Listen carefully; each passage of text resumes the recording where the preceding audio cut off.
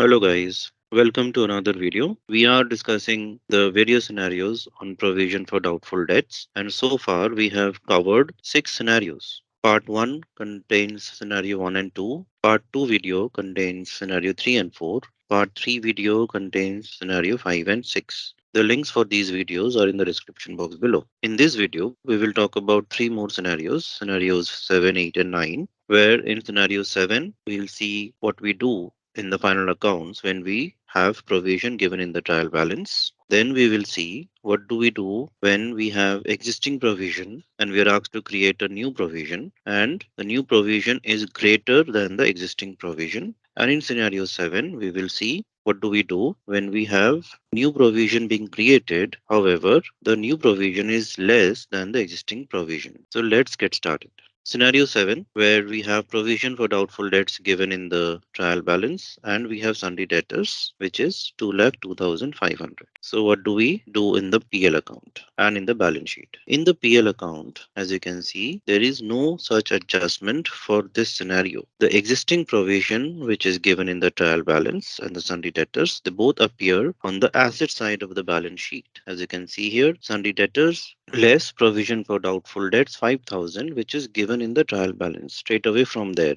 So we subtract it, we get 1,97,500 as our net debtors. The next one that we have is we are creating a new provision. Let's have a look at the trial balance question. Here, as you can see, provision for doubtful debts given is 5,000, sundry debtors 2 lakh, and we are creating a new provision at the rate 5% on sundry debtors. How does it look like? In the PL account, as you can see here, we are writing down two provision for doubtful debts, the new provision at the rate 5% on sundry debtors. So if you look at the balance sheet, 2 lakh, the sundry debtors amount, less the provision amount at the rate 5% of 2 lakhs, 10,000. So net debtors is 1 lakh 90, and this 10,000 is debited to the PL account. From this 10,000, we are subtracting the existing provision of 5,000. So the net amount of 5,000 is the additional provision that is being created out of profits. That is why we are subtracting the old provision from the new one, so that we are keeping aside this extra 5,000 from profit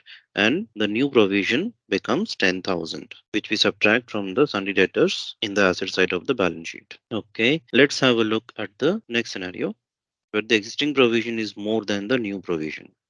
So here in the trial balance, you have the provision for doubtful debts at 12,000, sundry debtors at 2 lakh, and we are asked to create provision for doubtful debts at the rate 5% on debtors. So in the PL account, we have the adjustments. Before having a look at the PL account, let's have a look at the balance sheet.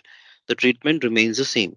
Sundry debtors, less provision for doubtful debts at the rate 5%, which is 5% on 2 lakhs, 10,000. So net debtors is 1 lakh 90. However, in the PL account, if you see, the adjustments are now done on the credit side because the existing provision is higher than the new provision which is being created. So by provision for doubtful debts 12,000 less the new provision for doubtful debts 10,000, the net amount is 2,000. This implies that 2,000 is added back to the profit which was previously written off from profit. So that is giving back to the PL account amount of 2,000. And in the balance sheet, we have the net amount as before 1,90,000.